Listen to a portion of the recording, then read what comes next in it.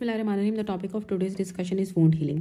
Wound healing के basic principle में सबसे पहले जो हीलिंग होती है ना, वो तब होती है जब आपकी इन्फ्लामेशन स्टार्ट हो जाती है। हीलिंग भी स्टार्ट हो जाती है जब आपकी इन्फ्लामेशन शुरू होती है, और इसमें कम्बिनेशन होता है रीजनरेशन का भी, रिपेयर का भी। रीजनरेट भी करते हैं टिश्यूज़, और साथ साथ टिश्यूज़ की रिपेयर भी होती है। पहले हम पढ़ते हैं रीजनरेशन के बारे में। रीजनरेशन का मतलब ये होता है कि आपका जो डैमेज टिश्यू है वो आपका जो नेटिव टिश्यू होता है उससे रिप्लेस हो जाएगा, और ये डिपेंड करता है आपकी उस टिश्यू की रीजनरेटिव कैपेसिटी के ऊपर। अब टिश्यूज़ जो होते हैं वो 3 टाइप्स के होते हैं। रीजनरेटिव कैपेसिटी की बेस पे हमने इनको 3 टाइप्स में डिवाइड कर दिया है। एक होते हैं लेबाइल टिश्यूज़, एक होते हैं स्टेबल टिश्यूज़, एक होते हैं परमानेंट टिश्यूज़। लेबाइल टिश्यूज़ का मतलब होता है कि उसमें स्टेम सेल्स होते हैं जो कि कॉन्टिन्यूसली साइकिल करते हैं, रीजनरेट कर जाते हैं। जैसे कि स्मॉल और लार्ज बाउल हो गई, इसमें स्टेम सेल्स होते हैं इनके म्यूकोजल क्रिप्ट्स के अंदर। स्किन हो गई, इसमें स्टेम सेल्स होते हैं इसकी बेसल लेयर के अंदर। बोन मैरो के अंदर हिमेटोपोएटिक स्टेम सेल्स होते हैं। स्मॉल एंड लार्ज बाउल के म्यूकोजल क्रिप्ट्स के अंदर स्टेम सेल्स होते हैं, स्किन की बेसल लेयर के अंदर स्टेम सेल्स होते हैं, और बोन मैरो के अंदर हिमेटोपोएटिक स्टेम सेल्स होते हैं। These are the examples of labile tissues जो कि कॉन्टिन्यूसली साइकिल करते हैं, रीजनरेट कर जाते हैं।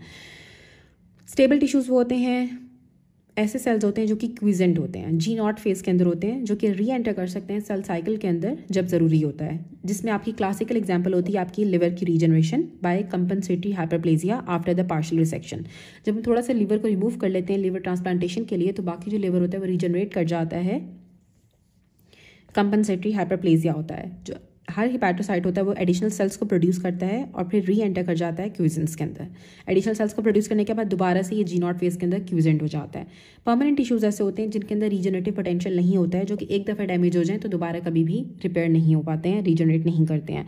जिसमें आपके हार्ट में मायोकार्डियम आ जाता है, स्केलेटन मसल्स आते हैं, और साथ आपके न्यूरॉन्स आते हैं। 3 चीज़ें होती हैं। स्केलेटन मसल भी आपके परमानेंट टिश्यूज़ हैं, मायोकार्डियम भी और न्यूरॉन्स भी। न्यूरॉन्स भी एक दफ़ा डैमेज हो जाए तो आप उनको रिपेयर नहीं कर सकते, और जो हार्ट अटैक आता है या जो हार्ट होती है उसको भी अगर एक दफ़ा डैमेज हो जाए तो उसे हम रिपेयर नहीं कर सकते हैं। Now we will study about repair. अब जो रिपेयर होती है ना आपकी डैमेज टिश्यूज़ की विद अ फाइब्रस स्कार, ठीक है। अब रिपेयर में क्या होगा कि जो डैमेज टिश्यू होता है उसकी रिप्लेसमेंट हो जाती है, वहाँ पे स्कार बन जाता है। ये तब होती है जब रीजनरेटिव स्टेम सेल्स आपके लॉस्ट हो जाते हैं, जैसे कि आपकी डीप स्किन का कट है, और या जब टिश्यू होता है उसकी रीजनरेटिव कैपेसिटी नहीं है, तो फिर वहाँ पे रिपेयर हो जाती है, और रिपेयर के अंदर वहाँ पे स्कार बन जाता है। जैसे कि जब आपको हार्ट अटैक होता है या मायोकार्डियल इन्फार्क्शन होता है, तो उसके बाद हीलिंग जो होती है वो रिपेयर के थ्रू होती है, जिसमें ऐसे टिश्यूज़ के अंदर रिपेयर होती है जिनकी रीजनरेटिव कैपेसिटी नहीं होती है।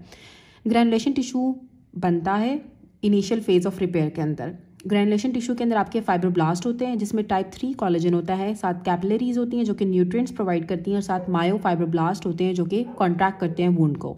3 चीज़ें होती हैं आपकी ग्रैनुलेशन टिश्यू के अंदर जो आपका रिपेयर के टाइम पे बनता है। टाइप 3 कोलेजन होता है जिसमें फाइब्रोब्लास्ट होते हैं, फाइब्रोब्लास्ट में टाइप 3 कोलेजन होता है, कैपिलरीज न्यूट्रिएंट्स प्रोवाइड करती हैं, और मायोफाइब्रोब्लास्ट होते हैं जो कि वुंड को कॉन्ट्रैक्ट करते हैं। अल्टीमेटली आपकी स्कार फॉर्मेशन हो जाती है, जिसमें टाइप 3 कोलेजन होता है उसकी जगह टाइप 1 कोलेजन आ जाता है। अब जो टाइप 3 कोलेजन होता है ना वो प्लाएबल होता है, और आपकी ग्रैनुलेशन टिश्यू के अंदर प्रेजेंट होता है, एम्ब्रियोनिक टिश्यूज़ के अंदर होता है, और यूट्रस और किलॉइड्स के अंदर होता है टाइप 3 कोलेजन। किलॉइड्स में, यूट्रस में, ग्रैनुलेशन टिश्यू में, और एम्ब्रियोनिक टिश्यू के अंदर। जो टाइप 1 कोलेजन होता है वो टेंसाइल स्ट्रेंथ उसकी ज़्यादा होती है, वो स्किन के अंदर होता है, बोन्स के अंदर होता है, टेंडन के अंदर होता है, मोस्ट ऑर्गन्स के अंदर होता है टाइप 1 कोलेजन। जो कोलेजिनेज होती है वो टाइप 3 कोलेजन को रिमूव करती है, और साथ इसके लिए जिंक हमें चाहिए होता है एज अ को फैक्टर, ताकि वो कन्वर्ट कर दे टाइप 3 कोलेजन को टाइप 1 कोलेजन में। मैकेनिज्म क्या होता है टिश्यू की रीजनरेशन और रिपेयर का। अब जो पैराक्राइन सिग्नलिंग होती है ग्रोथ फैक्टर्स के थ्रू, मैक्रोफेजेस सिक्रीट करते हैं ग्रोथ फैक्टर्स को जो कि टारगेट करते हैं फाइब्रोब्लास्ट को। इंटरैक्शन होता है आपके ग्रोथ फैक्टर्स का रिसेप्टर्स के साथ, जैसे कि जो एपिडर्मल ग्रोथ फैक्टर होते हैं विद ग्रोथ फैक्टर रिसेप्टर के साथ। इसकी वजह से जीन एक्सप्रेशन होगा और सेलुलर ग्रोथ हो जाती है। ग्रोथ फैक्टर्स अपने रिसेप्टर्स के साथ इंटरैक्ट करते हैं और आपकी ग्रोथ हो जाती है। इसी तरह से इसमें क्या होता है कि जो ग्रोथ फैक्टर्स की जो सिग्नलिंग होती है वो पैराक्राइन सिग्नलिंग होती है, और मैक्रोफेजेस जो होते हैं वो सिक्रीट करते हैं ग्रोथ फैक्टर्स को जो कि टारगेट कर होते हैं फाइब्रोब्लास्ट को। अब एग्जाम्पल्स यहाँ पे दी हुई हैं मीडिएटर्स की। Examples of mediators include transforming growth factor alpha जो कि एपिथेलियन फाइब्रोब्लास्ट ग्रोथ फैक्टर होता है, ट्रांसफॉर्मिंग ग्रोथ फैक्टर बीटा जो कि इंपॉर्टेंट फाइब्रोब्लास्ट ग्रोथ फैक्टर होता है, ये इन्फ्लामेशन को भी इनहिबिट करता है। जो TGF बीटा होता है वो इन्फ्लामेशन को भी इनहिबिट करता है। प्लेटलेट ड्राइव्ड ग्रोथ फैक्टर जो कि एंडोथीलियम को और स्मूथ मसल को और फाइब्रोब्लास्ट के लिए चाहिए होता है। एंडोथीलियम के लिए, स्मूथ मसल के लिए, फाइब्रोब्लास्ट के लिए में चाहिए होता है। TGF बीटा और TGF अल्फा एंड बीटा, दोनों हमें फाइब्रोब्लास्ट ग्रोथ फैक्टर होते हैं। जो TGF अल्फा होता है वो एपिथीलियम को भी करता है और जो TGF बीटा होता है वो इन्फ्लामेशन को इनहिबिट करता है। जो फाइब्रोब्लास्ट ग्रोथ फैक्टर होता है वो एंजियोजेनेसिस कराता है और ये आपके स्केलेटल मसल की भी डेवलपमेंट कराता है, फाइब्रोब्लास्ट ग्रोथ फैक्टर। जो VEGF होता है, वैस्कुलर एंडोथेलियल ग्रोथ फैक्टर, ये आपकी एंजियोजेनेसिस कराते हैं। एंजियोजेनेसिस आपका फाइब्रोब्लास्ट ग्रोथ फैक्टर भी करा रहा है और वैस्कुलर एंडोथेलियल ग्रोथ फैक्टर भी एंजियोजेनेसिस कराता है। उसके बाद आती है नॉर्मल एंड एब्रेंट वुंड हीलिंग। अब दो तरह की वुंड हीलिंग हो सकती है, एक नॉर्मल हो सकती है और एक एब्रेंट हो सकती है। जो कुटेनियस हीलिंग होती है ना, वो दो तरह से होती है, एक प्राइमरी इंटेंशन होती है और एक सेकेंडरी इंटेंशन होती है। प्राइमरी इंटेंशन के अंदर जो वुंड के एजेस होते हैं वो एक दूसरे के बिल्कुल करीब आ जाते हैं और जैसे कि हम सूचरिंग करते हैं सर्जिकल इंसिजन की और उसमें मिनिमल स्कार बनता है। और जो सेकेंडरी इंटेंशन होती है इसमें आपके एजेस अप्रॉक्सीमेटेड नहीं होते हैं, ग्रैनुलेशन टिश्यू दरमियान में होता है जो कि फिल करता है और उसमें मायोफाइब्रोब्लास्ट होते हैं जो कि कॉन्ट्रैक्ट करते हैं वुंड को और वहाँ पे एक स्कार बना देते हैं। अब एक होती है, ये तो हुई क्यूटेनियस वुंड हीलिंग। अब दूसरी होती है delayed wound healing. Delayed wound healing कब हो सकती है? जब वुंड ठीक नहीं होगा, अगर तो वहाँ पे इन्फेक्शन, हमने पहले पढ़ा, जब इन्फेक्शन होती है जो स्टाफ ऑरियस की मोस्ट कॉमन होती है उसकी वजह से, क्योंकि स्किन के अंदर हमारे पास स्टाफ ऑरियस होता है, उसकी वजह से आपकी जो है वो इन्फेक्शन की वजह से वुंड हीलिंग सही नहीं होती है। अगर आपको विटामिन C की डेफिशिएंसी है, कॉपर की डेफिशिएंसी है, जिंक की डेफिशिएंसी के अंदर भी वुंड हीलिंग नहीं होती है, देर से होती है। उसके बाद आ गया विटामिन C। अब जो विटामिन C होता है वो इंपॉर्टेंट को फैक्टर होता है आपकी प्रोलीन की हाइड्रोक्सिलेशन के लिए और लाइजीन एंड प्रोकोलेजन रेजिड्यूज की भी हाइड्रोक्सिलेशन के लिए।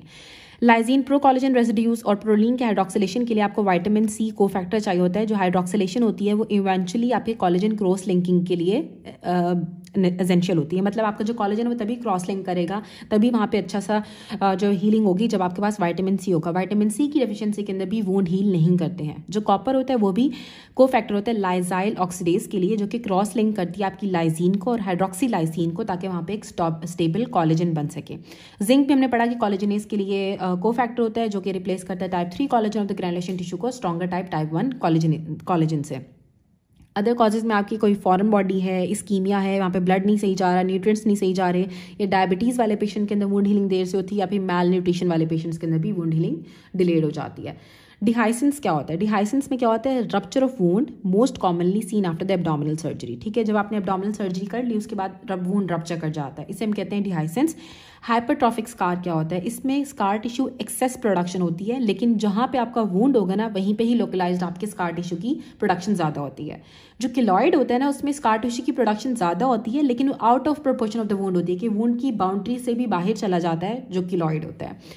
किलॉइड के अंदर आपका टाइप 3 कोलेजन ज़्यादा होता है। जेनेटिक प्रीडिस्पोजिशन जैसे कि अफ्रीकन अमेरिकन के अंदर कॉमन होता है और ये ज़्यादातर किलॉइड आपकी ईयर लोब्स के ऊपर बनता है, फेस पे बनता है या फिर अपर एक्सट्रीमिटीज़ के ऊपर बनता है।